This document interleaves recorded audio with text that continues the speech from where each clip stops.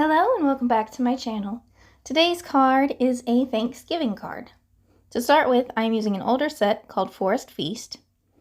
I'm also going to use the pie from Absolutely Awesome, as well as the corn from Hey There Hayrides. In order to save some time, I've already stamped and cut my masks. I will be stamping all of my card using the Crunchy Leaf ink from Fawn. This is an alcohol-safe ink, so it's fine for you to stamp it and then use your alcohol markers over it. It shouldn't smudge. I have a second panel cut with the exact same die. This is the largest of the... I always forget the name of this. It's the stitched rectangle stackables. Yeah, I think that's it. It'll be in the description box below. But I have my first panel that just has all my masks, so I can figure out where each thing needs to be placed, as well as what needs to be stamped first. This really does help if you're unsure.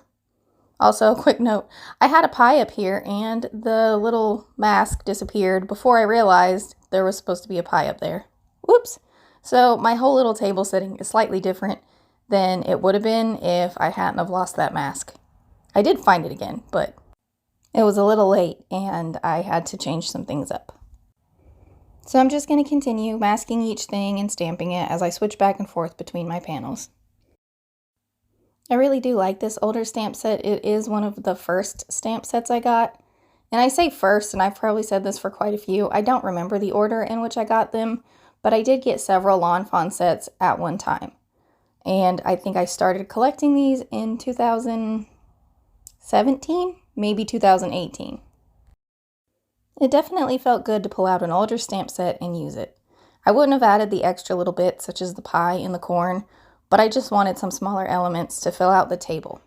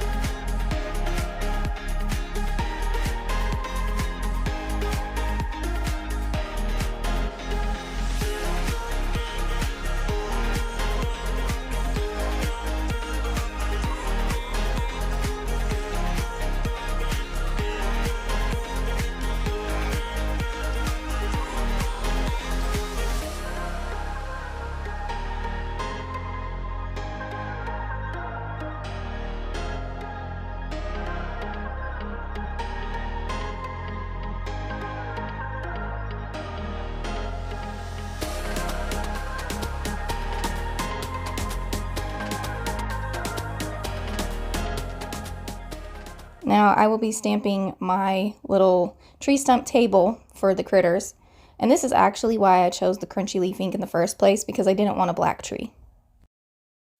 It was a bonus that it just looks very fall with all of the brown.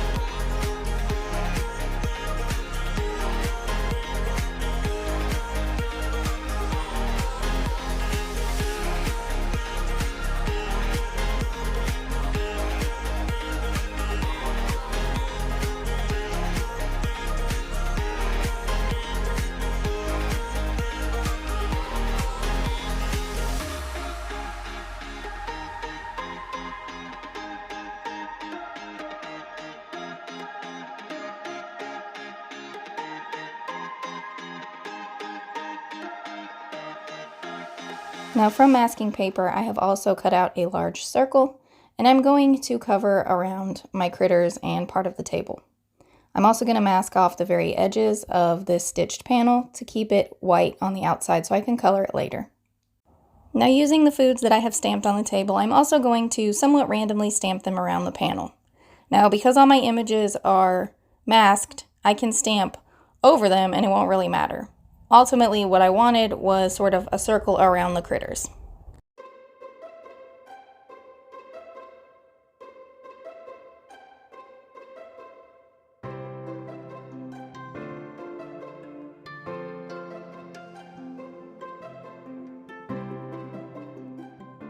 Now as I stamp out the pie and the corn, you can see I really did need some smaller elements to fill this in. And I could have used the cup, but I didn't feel like that was interesting enough to add to the background. I managed to get a smudge on my paper somehow, not really sure how exactly that happened.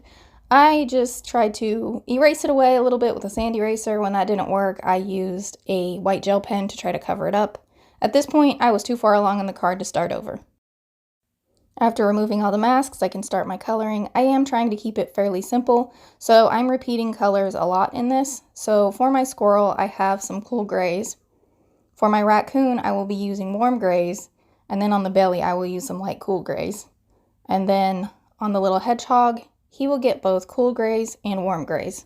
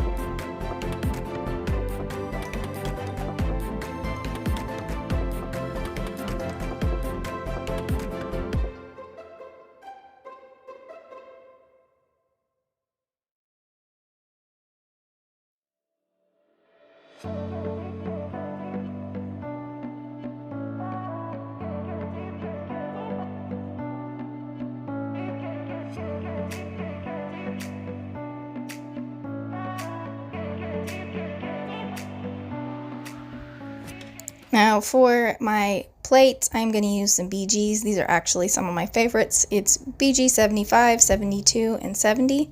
Now 70 is very light, so it does take a little bit of work to blend the 72 in with the 70. But I do feel like this is a fairly good fall color, which I tend to struggle with a little bit, but I really like it.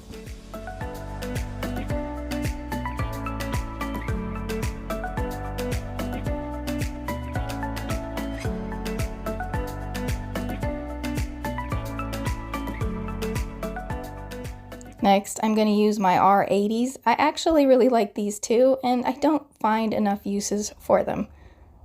I don't know if this is just because of the type of cards I do or what. Maybe Valentine's Day I'll bring it out more. But I'm going to color the cups in this little gravy boat with this red. For the shading on the cups, I try to keep it to the left and the right. This will give it a more rounded appearance. I actually did the same thing for the bowls. I am by no means a coloring expert, but the longer you color and place in shadows, the easier it becomes. I can say just a few years ago, I did not have confidence in my ability to place shadows. Something I've learned though, unless you have some really weird shadow placement going on in various directions for different items, most people aren't going to notice that your shadows might be slightly off. So definitely don't worry too much about whether your shading is 100% accurate or not. I feel like this is probably something a lot of people struggle with. I know that my oldest, he likes to make cards, but he always feels like he can't shade things. And my husband sometimes colors with us, and he has the same problem. He's always so worried that he's going to place the shadows in the wrong spot and it's going to look silly. It really just takes practice. And, practice makes you not perfect, but proficient. All right, my go-to pastry color is YR24 and YR31. Now, this was very disappointing. I started to color with that and you could see it was dry. Thankfully, I had a replacement nib and a refill for that particular marker. That way I can still use it for now, but it's only a temporary fix. I don't know what happened to Copics, but they have gotten cheaper quality. The caps tend to not fit properly and they dry out real bad, or there's cracks in them when you buy them. I have at least 20 dead markers, and this is after I've already replaced probably 7 to 12 markers before this. So I know I've said it in a previous video, but I'm very much over Copics. So if I can give you any advice, if you have not purchased Copics, just don't. Just don't. Unless they change something, just don't bother. I think probably about 10 years ago, they were much better, and the quality has seemed to go downhill drastically. There are plenty of other good alcohol ink markers on the market now that are cheaper and don't seem to be plagued with those problems. All right, off my rant. I am taking this circle die and I'm kind of tracing a circle on my panel. I'm going to take a slightly smaller one and do the same thing under it to kind of give me guidelines for my sentiment. So I have the Henry Jr.'s ABCs, and I'm going to spell out the word Thanksgiving, using the lines as a guide to give me an arched sentiment.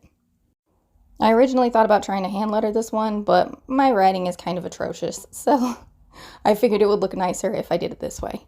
Although I can say this was very tedious, and since there's only one G in the stamp set, I had to just make sure I left enough space for the G. I also decided not to remove the rest of the letters after I stamped it and moved the G. That way I knew the placement would be roughly the same as all the other letters. And for this, I definitely recommend having a stamp positioner just to make sure that you have it exactly the way you want it.